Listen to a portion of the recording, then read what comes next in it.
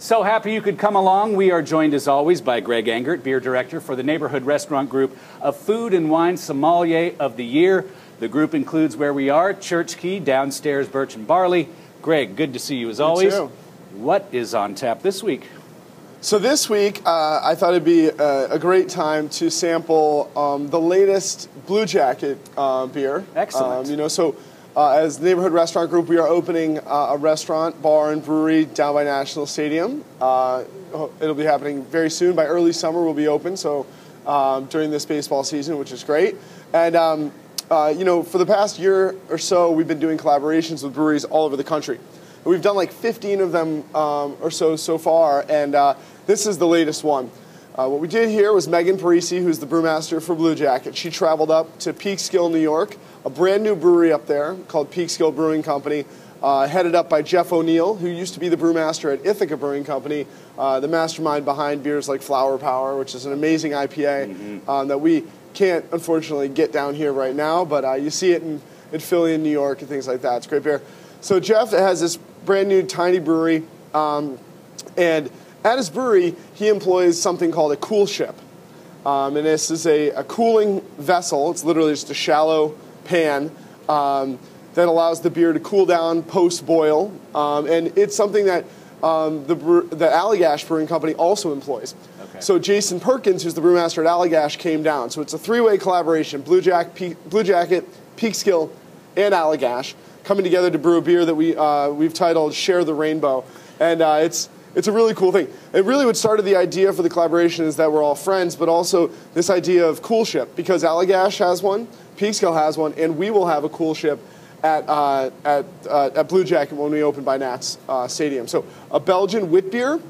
It's got an array of oranges, 45 pounds of oranges added to the beer. About 7 ounces of pink peppercorns added to this, 15-barrel batch, so about 30 kegs worth or so. And then the cool ship's employed as well. So let's taste it, and then I'll talk a little bit more about the cool ship. What if it's so good I don't want to share the rainbow? Yeah.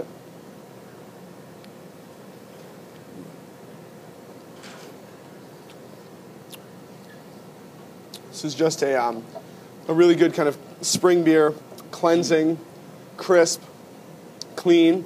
It's definitely got that kind of Belgian wit beer base. Yeah, and this style is not my favorite, but this has got a really nice bite on the tongue. Yeah, That's the first thing I noticed along with the taste. It's not sweet. It smells kind of grainy, and it has a bit of wheat sweetness up front, but then it finishes with this kind of crisp, refreshing brightness on the palate. And what's cool about this beer is how we made it. If you see it, it's hazy. It looks like a wit beer. You know, Hoegaarden is the most famous wit beer, originally kind of revived. The style was revived by Pierre Celis in Hoegaarden.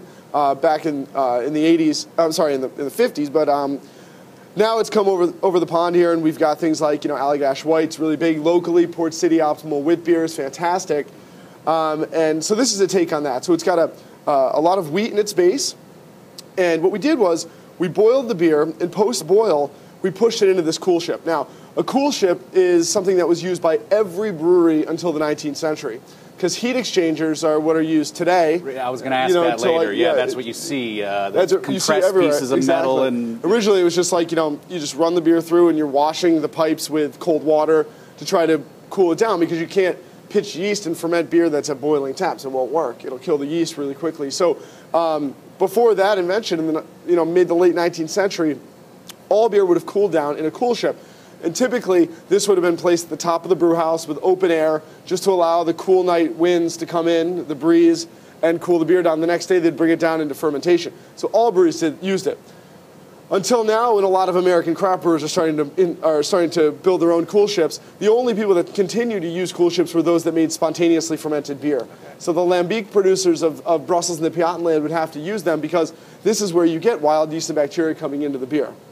So for this beer, we pumped it up to the cool ship, and in the cool ship already, they basically took all these oranges, they scored them, and then stomped on them in the cool ship. They put them in hop bags, like muslin bags, and stomped on them like winemaker style to release all of the juices. We use lots of different kinds of oranges, blood oranges, navels, Mineola, Tangelos, lots of different kinds of oranges to spread out. Peppercorns were ground and added in, and then we pumped the 15 barrels, 30 kegs worth or so into the cool ship. Once it cooled down for a little bit, then we brought 2/3 of the beer down into a normal fermenter and pitched in Celis wit beer yeast, the kind of classic Hoegaarden yeast. But we left 1/3 of it up in the cool ship, and then we inoculated that third with Brettanomyces, the wild yeast. Right. We actually pitched it in. After about 2 days, we brought that now kind of funky beer back into the fold. Now, when we taste this, though, it doesn't taste funky. Right. No. And that's because it's young. So over time, it will develop a kind of funky, wild character because there's still wild yeast in this beer. It's obviously unfiltered. But right now, it hasn't really worked its funky magic yet. So it's still kind of crisp and clean. And I think it's really interesting to think about it this way because most people would think that because everybody used to use cool ships, all beer would have been sour and funky immediately.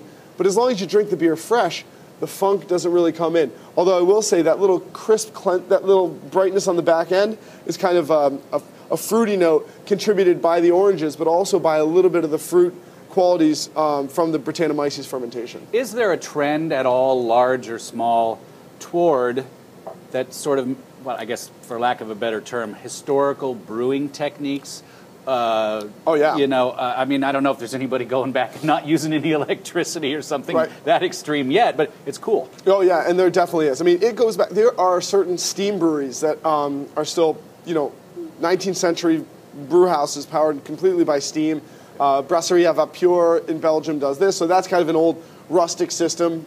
You've got really, really important beer writers like Martin Cornell in England and Ron Pattinson who are hitting the books, going into the British libraries and looking at old recipes, and then working with brewers like Pretty Things in Massachusetts.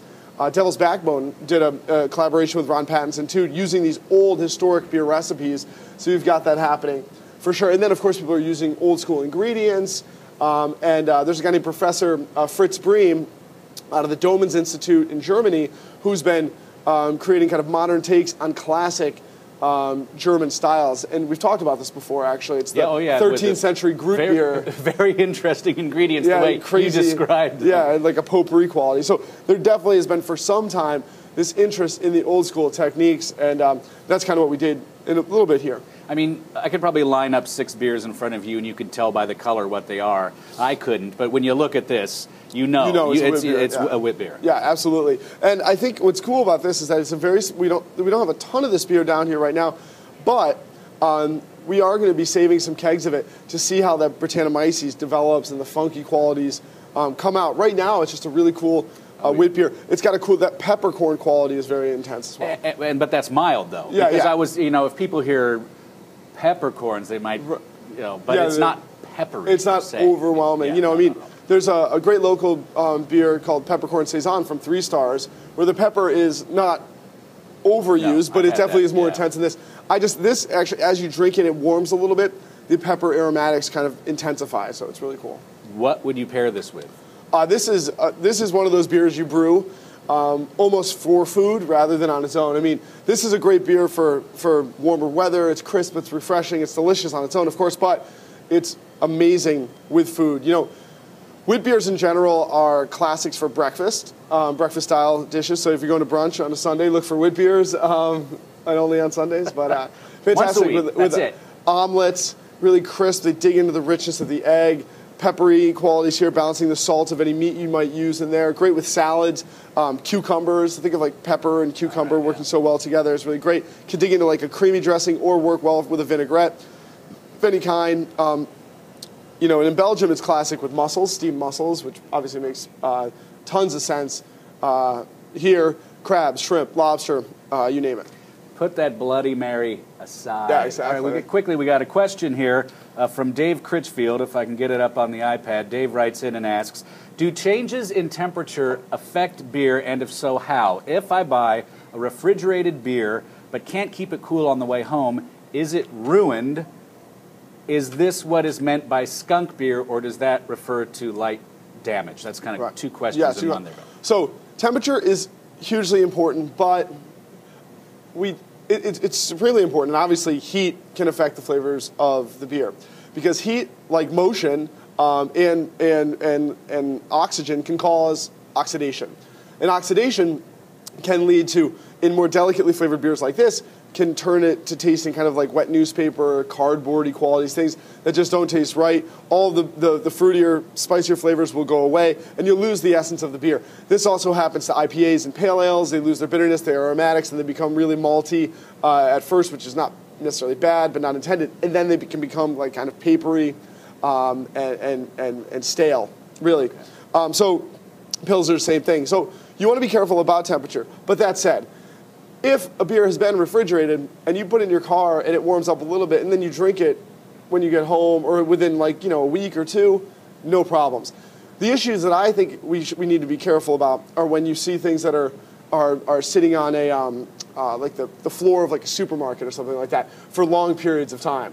If they're just stacked up and they've been there for some time, they could have started the oxidation process already in there. And like, but once you get beer, if you intend on drinking it soon, which you should for lighter, more refreshing beers and hoppy beers, keep them cold as long as you can, and then drink them. If you intend to age something, you never want it to be hot. You want it to be kind of cellar temp, 50 to 60 degrees in there. And then as far as light goes, skunking, yes, that doesn't have anything to do with heat necessarily. It has more to do with light striking.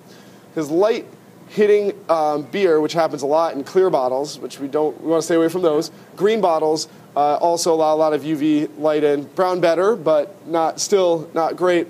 UV light transforms some compounds in hop oils so that they literally, under a microscope, resemble that which a skunk exudes when it skunks. So it's almost like you're creating the skunk effect in the beer, and that's why when you smell it, it smells skunky. So you definitely want to make sure that you also keep beer out of lights. Too often I'll walk into like a beer shop and there's, bottled beers sitting there right in the window, and that's a big no-no. And the label's starting to fade. Yeah, exactly. Always Don't a want to do bad that. sign. Yeah. All right, thanks a lot for the question, Dave. If you have a question for Greg, the email is beeroftheweek@WTOP.com. Greg, thank you as always. Thank you. Appreciate it. Everyone, be sure to always drink responsibly, and be sure to bring your thirst next time for another Beer of the Week.